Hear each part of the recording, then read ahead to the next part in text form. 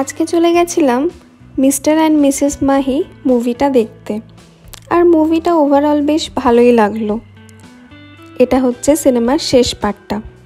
আর movie দেখে চলে গেছিলাম কষে কষা রেস্টুরেন্টে। ভেতরে একটা অথেন্টিক ভাইবস ছিল। আর মেনু কার্ডটা দেখে নিচ্ছিলাম যে কি খাবো।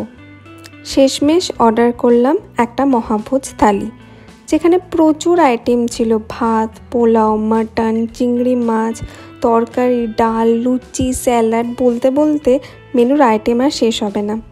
কিন্তু মনটা তাও ঠিক ভরছিল না, তাই আলাদা করে অর্ডার করেই ফেললাম একটা ভেটকি পাতুরি। আর যেটা আনর্যাপ করার সময় আমার জিভ থেকে জাস্ট জল চলে আসছিল, এত সুন্দর একটা স্মেল বেরোচ্ছিল। আর খেতেও দারুণ ছিল।